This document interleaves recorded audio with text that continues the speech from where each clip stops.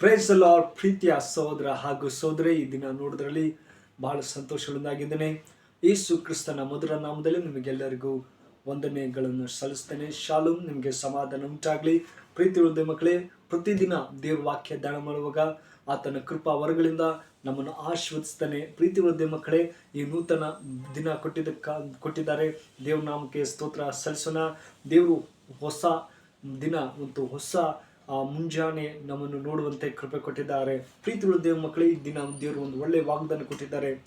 ನೋಡಿ, ದೇವರು ಕೊಟ್ಟವನ್ನೇ ತೆಗೆದುಕೊಂಡವನು ಎಂದಾಗಿ ಯೋಬನ ಜೀವಿತ ನೋಡುವುದಾದರೆ, ಪ್ರೀತಿಗಳು ದೇವ ಮಕ್ಕಳೇ, ಆತ ದೇವರಲ್ಲಿ ಎಷ್ಟು ಮಹತ್ವವುಳ್ಳ ಪ್ರೀತಿಯಿಂದ ಜೀವಿಸ್ತಾ ಇದ್ದಾನೆ ಎಂಬುದಾಗಿ ನೋಡ್ತೇವೆ. ಪ್ರೀತಿ ದೇವ ಮಕ್ಕಳೇ, ನೋಡಿ ಹೇಳ್ತಾ ಇದ್ದಾನೆ, ಯೋಬು ಏನಂದ್ರೆ ಕೊಟ್ಟವನ್ನೇ ತೆಗೆದುಕೊಂಡವನು ಎಂಬುದಾಗಿ. ಇದಕ್ಕೆ ಆಧಾರವಾಗಿ ಪ್ರೀತಿ ದೇವ ಮಕ್ಕಳೇ, ಯೋಬ ಗ್ರಂಥ ಮೊದಲನೇ ಅಧ್ಯಾಯ 21ನೇ ವಾಕ್ಯ ನಾನು ನಿಮಗಾಗಿ ಓದ್ತೀನಿ. ದಯಮಾಡಿ ನಿಮ್ಮಲ್ಲಿ ಸತ್ಯವೇದವಿದ್ರೆ ತೆಗೆದು ಧ್ಯಾನಿಸಬೇಕೆಂಬುದಾಗಿ ಕೇಳಿಕೊಳ್ಳುತ್ತೇನೆ.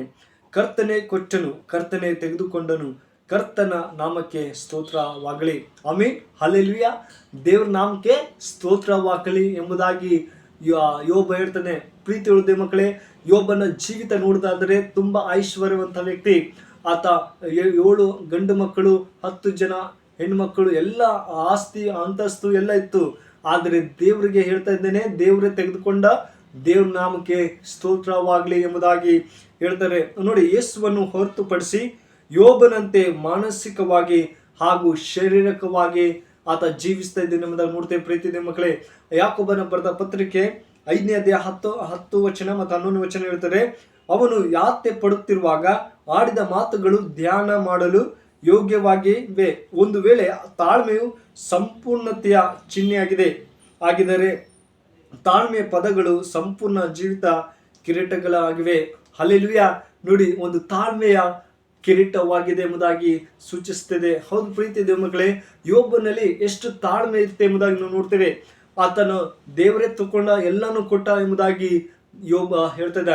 ತನ್ನ ಸೈತನಿಗೆ ವಂಚಿಸ್ತಾ ಇದ್ದ ಯೋಬನ ಜೀವಿತ ನೋಡುದಾದ್ರೆ, ದೇವ್ರೇ ಈ ಯೋಬಂತ ಸೇವಕನಿಗೆ ಹೇಗಾದ್ರೂ ಮಾಡಿ ಅವನಿಗೆ ಸಾಯಿಸ್ತೇನೆ ಅಂತ ದೇವರಿಗೆ ಪ್ರಮಾಣ ಕೊಡ್ತಾನೆ. ಆದ್ರೆ ಈ ದೇವ್ರು ಹೇಳ್ತಾರೆ, ಯೋಬನ್ ಮಾತ್ರ ಆತನಿಗೆ ಏನು ಮಾಡಬೇಡ, ಅವನಲ್ಲಿ ಇದ್ದಂತ ಎಲ್ಲ ಆಸ್ತಿಯ ಇದು ಮಾಡು, ಆದ್ರೆ ಅವನಿಗೆ ಮಾತ್ರ ಹಾನಿ ಮಾಡಬೇಡ ಎಂಬುದಾಗಿ ದೇವರು ಅವ್ರಿಗೆ ಹೇಳ್ತಾರೆ, ಸೈತನಿಗೆ. ಆದ್ರೆ ಯೋಬನ ಜೀವಿತ ನೋಡೋದಾದ್ರೆ ಪ್ರೀತಿಯ ದೇವ ಮಕ್ಕಳೇ, ಯಾವ ರೀತಿಯಲ್ಲಿ ತಾಳ್ಮೆಯಿಂದ ಆತ ಜೀವಿಸ್ತಾ ಇದ್ದಾನೆ ಎಂಬುದನ್ನು ನೋಡ್ತೀವಿ. ಮೇಲನ್ನಿಸಿದ ಹೇಳಿಕೆಯು ಅಂತ್ಯಕ್ರಿಯೆಯಲ್ಲಿ ಉಪಯೋಗಿಸುವ ಒಂದು ಪದ್ಧತಿ ಆಗಿತ್ತು ಎಂಬುದಾಗಿ ಹೇಳ್ತಾರೆ. ಅದೇ ತರ ಯೋಬ ಮೊದಲನೇ ಅಧ್ಯಾಯ 13-19 ವಚನ ನೋಡುದು. ಅದ್ರ ಪ್ರೀತಿಯ ಮಕ್ಕಳೇ, ಅವುಗಳನ್ನು ಮೈಸುವರು ಮತ್ತು ಅವರ ಮಕ್ಕಳು ಒಬ್ಬರ ನಂತರ ಒಬ್ಬರು ಸತ್ತು ಹೋದರು. ಪರಿಸ್ಥಿತಿಯನ್ನು ಇನ್ನೂ ಸದಿಗಂಟುಪಡಿಸುತ್ತೆ. ಅವನು ದೋಷವಂತ ರೋಗಕ್ಕೆ ಗುರಿಯಾಗಿ ಸ್ವಸ್ಥನಾದನೆಂಬುದಾಗಿ ನೋಡ್ತೀವಿ. ಹೌದು ಪ್ರೀತಿಯ ಮಕ್ಕಳೇ, ಆತ ಬಹಳ ಬಲಹೀನನಾಗಿರ್ಬೋದು, ಆದ್ರೂ ಕೂಡ ದೇವರಿಗೆ ಒಂದು ಕೆಟ್ಟದಾಗಿ ಏನು ಹೇಳಲಿಲ್ಲ, ಕೆಟ್ಟ ತುಟಿಯಿಂದ ಏನು ಬೈಲಿಲ್ಲ. ಅದ್ರ ಬದಲಾಗಿ ತಾಳ್ಮೆಯಿಂದ ದೇವರೇ ಕೊಟ್ಟರು, ದೇವ್ರ ನಾಮಕ್ಕೆ ಸ್ತೋತ್ರ ಎಂಬುದಾಗಿ ದೇವ್ರ ವಾಕ್ಯ ಹೇಳ್ತದೆ. ಹೌದು ಪ್ರೀತಿಯ ಮಕ್ಕಳೇ, ಈ ದಿನಮಾನಗಳಲ್ಲಿ ನಮ್ಮ ಜೀವಿತ ಹೇಗಿದೆ ಎಂಬುದಾಗಿ ಹೇಳಿದ್ರೆ, ಅಯ್ಯೋ ನನಗೆ ಕಷ್ಟ ಇದೆ, ನನಗೆ ವೇದನೆ ಇದೆ, ನನಗೆ ರೋಗ ಇದೆ, ಎಲ್ಲ ಇದೆ, ಆದರೂ ನಾನು ಹೇಗಪ್ಪ ಜೀವಿಸಲಿ ಎಂಬುದಾಗಿ ನಾವು ಗಲಿಬಿಳಿಯಲ್ಲಿ ಇರ್ತೀವಿ. ನಮ್ಮಲ್ಲಿ ತಾಳ್ಮೆ ಇಲ್ಲ.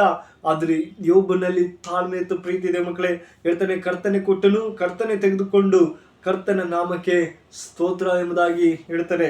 ಅದೇ ತರ ಪ್ರೀತಿ ಇರುವ ಮಕ್ಕಳೇ, ಇಲ್ಲಿ ನೋಡುವಾಗ ನೋಡಿ, ದೇವರು ಆ ಕರ್ತನ ಕೊಟ್ಟನು ಎಂದು ಯೋಬನು ಹೇಳಿದಾಗ ಅವನು ಸರಿಯಾಗಿ ಹೇಳಿದನು, ಆದರೆ ಕರ್ತನೆ ತೆಗೆದುಕೊಂಡನು ಎಂದು ಅದಕ್ಕೆ ನೋಡಿ, ಅದಕ್ಕೆ ಕೂಡಿಸಿ ತಪ್ಪು ಮಾಡಿದನು. ಯೋಬನ ಆಶೀರ್ವಾದಗಳನ್ನು ಕರ್ತನಲ್ಲ, ಆದರೆ ಬದಲಾಗಿ ಸೈತನೇ ತೆಗೆದುಕೊಂಡನು ಎಂಬುದಾಗಿ. ದೇವರು ಆತನಿಂದ ಏನು ತಗೊಂಡಿರಲಿಲ್ಲ, ಬದಲಾಗಿ ಸೈತನು ಅವನಿಗೆ ವಂಚಿಸಿತು. ಅವನಲ್ಲಿದ್ದಂಥ ಆಸ್ತಿ, ಮಕ್ಕಳು ಎಲ್ಲನೂ ಸಾಯಿಸಗ್ದ ಸೈತನ. ಆದರೆ ಯೋಬ ದೇವ್ರಿಗೆ ಏನು ಬೈಲಿಲ್ಲ. ಆದ್ರೆ ನಾವು ಏನಾದರೂ ಸೈತ ನಮ್ಮನ್ನು ವಂಚಿಸಿದ್ರೆ, ನಮ್ಮಲ್ಲಿ ಏನಾದರೂ ಕಸ್ಕೊಂಡ್ರೆ ನಾವು ದೇವ್ರಿಗೆ ಯಾವ ತರ ಬೈತೀವಿ ಎಂಬುದಾಗಿ ನಾವು ಪ್ರಶ್ನೆ ಮಾಡಿಕೊಳ್ಬೇಕು. ಆದ್ರೆ ಯೋಬ ತನ್ನ ಜೀವಿತನೇ ದೇವರಿಗೆ ಕೊಟ್ಟ. ದೇವರೇ ನೀನೇ ಕೊಟ್ಟಿದಿ, ನೀನೇ ತಗೊಂಡಿದಿ, ನಿನ್ನ ನಾಮಕ್ಕೆ ಸ್ತೋತ್ರ ಎಂಬುದಾಗಿ ಕೃತಜ್ಞತೆ ಹೇಳ್ತಾ ಇದೆ ಎಂಬುದಾಗಿ ನೋಡ್ತೀವಿ. ಪ್ರೀತಿದೆ ಮಕ್ಕಳೇ, ಅದೇ 1ನೇ ಥೆಸಲೋನಿಕ ಪೌಲನು 5ನೇ ಅಧ್ಯಾಯ 18ನೇ ವಾಕ್ಯ ಹೇಳ್ತದೆ, ಎಲ್ಲದರಲ್ಲಿಯೂ ಕೃತಜ್ಞತಾ ಸ್ತುತಿ ಮಾಡ್ರಿ, ಇದೇ ನಿಮ್ಮ ವಿಷಯವಾಗಿ ಕ್ರಿಸ್ತ ಯೇಸುವಿನಲ್ಲಿ ತೋರಿ ಬಂದ ದೇವರ ಚಿತ್ತ ಎಂಬುದಾಗಿ ಪೌಲ್ ಹೇಳ್ತಾನೆ. ಹೌದು ಪ್ರೀತಿಯ ಮಕ್ಕಳೇ, ದೇವರಲ್ಲಿ ನಾವು ಯಾವಾಗಲೂ ಕೃತಜ್ಞತೆಯಿಂದ ಇಡಬೇಕು. ದೇವರೇ, ನೀನು ಕೊಟ್ಟಿದ್ಯಪ್ಪ, ಈ ದಿನ ಒಳ್ಳೆ ದಿನ ಕೊಟ್ಟಿದ್ಯಪ್ಪ, ನಿನ್ಗೆ ಸ್ತೋತ್ರ. ಈ ದಿನದಲ್ಲಿ ನಮ್ಮ ಕುಟುಂಬನು ನಿನ್ನ ಆಶೀರ್ವಾದದಿಂದ, ನಿನ್ನ ಒಂದು ಪ್ರೀತಿ ಕೃಪವರಗಳಿಂದ ನಮ್ಮನ್ನು ನಡೆಸು. ಯೋಬನ ಹಾಗೆ ನಾನು ಕೂಡ ತಾಳ್ಮೆಯಿಂದ ಜೀವಿಸ್ತೀನಿ ಅಂತ ಹೇಳುವಾಗ ದೇವರ ಸಂತೋಷ ಉಳ್ಳನಾಗಿದ್ದಾನೆ. ಅಯ್ಯೋ, ನನ್ನ ಮಗಳು, ನನ್ನ ಮಗ ನನಗೆ ಸಂತೋಷ ಕೊಡ್ತಾರೆ ಎಂಬುದಾಗಿ ಆತ ಹಾರಿಸ್ತೇನೆ. ನಿಮಗೆ ಮನೆಯಲ್ಲಿ ಪರಿಸ್ಥಿತಿ ಗಂಭೀರವಾಗಿರ್ಬೋದು. ಅಯ್ಯೋ, ನನಗೆ ಸಾಲ ಇದೆ, ನನ್ನ ಸಾಲ ಯಾರು ತೀರಿಸ್ತಾರೆ ಎಂಬುದಾಗಿ ಗಲಿಬಿಲಿ ಇರ್ಬೋದು. ಆದರೆ ಇಂದು ಯೋಬನ ಹಾಗೆ ದೇವರು ನಮ್ಮನ್ನು ಆಶೀರ್ವದಿಸ್ತಾನೆ. ಆತನಿಗೆ 2ರಷ್ಟು ಆಶೀರ್ವದಿಸ ಹಾಗೆ ಇಂದು ಕೂಡ ನಿಮ್ಮನ್ನು ಆಶೀರ್ವದಿಸಂತ ಸರ್ವಶಕ್ತನಾಗಿದ್ದಾನೆ. ಹೌದು ಪ್ರೀತಿಯ ಮಕ್ಕಳೇ, ಯಾವುದಕ್ಕಾಗಿ ನಾವು ಚಿಂತೆ ಮಾಡದೆ, ಲೌಕಿಕವಾಗಿ ಹೇಗಪ್ಪ ಜೀವಿಸಲಿ ಎಂಬುದಾಗಿ ನಾವು ಚಿಂತೆ ಕೊರತೆ ಮಾಡದೆ ದೇವರಲ್ಲಿ ತಾಳ್ಮೆಯಿಂದ ನಾವು ಜೀವಿಸಬೇಕು. ಹೌದೇ ಏಸಪ್ಪ, ಯೋಬನ್ ಹಾಗೆ ನಾನು ಕೂಡ ತಾಳ್ಮೆಯಿಂದ ಜೀವಿಸುವಂತೆ ನನಗೆ ಸಹಾಯ ಮಾಡು ಅನ್ನುವಾಗ ಖಂಡಿತ ದೇವರು ಸಹಾಯ ಮಾಡ್ತಾನೆ. ಈ ವಾಕ್ಯ ನಿಮ್ಮ ಜೀವಿತದಲ್ಲಿ ಆಶೀರ್ವದಿಸಿ ಕಾಪಾಡಿ. ಪ್ರಾರ್ಥನೆ ಮಾಡಿಕೊಳ್ಳೋಣ. ಕಣ್ಣು ಮುಚ್ಚಿಕೊಳ್ಳಿ. ಪರಿಶುದ್ಧನೇ ಪ್ರೀತಿ ಉಳ್ಳ ತಂದೆ ದೇವರೇ, ಒಳ್ಳೆ ಸಮಯಕ್ಕಾಗಿ ಸ್ತೋತ್ರ. ದೇವರೇ, ಕಳೆದ ವಾರ ಎಲ್ಲ ಅದ್ಭುತವಾಗಿ ಕಾಪಾಡಿಕೊಡು. ಈ ನೂತನ ದಿನ ಕೊಟ್ಟಿದ್ದಪ್ಪ, ನಿಮಗೆ ಸ್ತೋತ್ರಪ್ಪ. ಯೋಬನ ಹಾಗೆ ನಮಗೂ ಕೂಡ ತಾಳ್ಮೆ ಕೊಡು ದೇವರೇ. ಅವನಲ್ಲಿದ್ದಂಥ ಸೈತನೆಲ್ಲ ವಂಚಿಸಿ ಅವನನ್ನು ಆಸ್ತಿ ಎಲ್ಲ ಕಳ್ಕೊಂಡರು. ಆದರೆ ದೇವರೇ, ನೀನು ಕೊಟ್ಟಿದ್ದು, ನೀನು ತಗೊಂಡಿದ್ದು ನಿನ್ನ ನಾಮಕ್ಕೆ ಸ್ತೋತ್ರ ಎಂಬುದಾಗಿ ಹೇಳು. ಹಾಗೆ ಈ ಮಕ್ಕಳು ಯಾರು ವಿಡಿಯೋ ನೋಡ್ತಾರೋ ಅವ್ರಿಗೆ ಏನೇನು ಸಮಸ್ಯೆ ಇದೆ ಅದನ್ನೆಲ್ಲ ತೆಗೆದಾಕಿ ನಿನ್ನ ಕೃಪೆ ಶಾಂತಿಯಿಂದ ನಡೆಸಪ್ಪ. ಅವ್ರು ಒಳ್ಳೆ ಆರೋಗ್ಯ ಕೊಡು. ಅವ್ರು ಮಾಡುತ್ತಾ ಎಲ್ಲ ಕೆಲಸದಲ್ಲಿ ನೀನು ಸಹಾಯ ಮಾಡಪ್ಪ ಅಂತ ನೀವು ಪ್ರಾರ್ಥಿಸಿದ್ರೆ ಅಪ್ಪ. ಅವರನ್ನು ಆಶೀರ್ವದಿಸು, ಒಳ್ಳೆ ಆರೋಗ್ಯ ಕೊಡುವಪ್ಪ ಅಂತ ನೀವು ಪ್ರಾರ್ಥಿಸಿದ್ರೆ ಅಪ್ಪ. ಯೋಬನ ಹಾಗೆ ನಮಗೂ ಕೂಡ ತಾಳ್ಮೆ ಕೊಡು. ಈ ದಿನ ನೋಡುವಂತೆ ಸಹಾಯ ಮಾಡಿದಕ್ಕಾಗಿ ಸ್ತೋತ್ರ. ಈ ದಿನದಲ್ಲಿ ಅವ್ರು ಏನೇನು ಕೆಲಸ ಮಾಡ್ತಾರೋ ಆ ಕೆಲಸದಲ್ಲಿ ನೀನು ಜಯ ಕೊಡಪ್ಪ ಅಂತ ಪ್ರಾರ್ಥಿಸಿದರೆ ಪ್ರೀತಿ ತಂದೆ, ಈ ಚಿಕ್ಕ ಪ್ರಾರ್ಥನೆ ಕೇಳಿದಂತೆ ಯೇಸು ಕ್ರಿಸ್ತನಲ್ಲಿ ಬೇಡ್ತಾನೆ ಜೀವಿತಂದೆ. ಆಮೇನ್. ಮೈ ಗಾಡ್ ಬ್ಲೆಸ್ ಯು.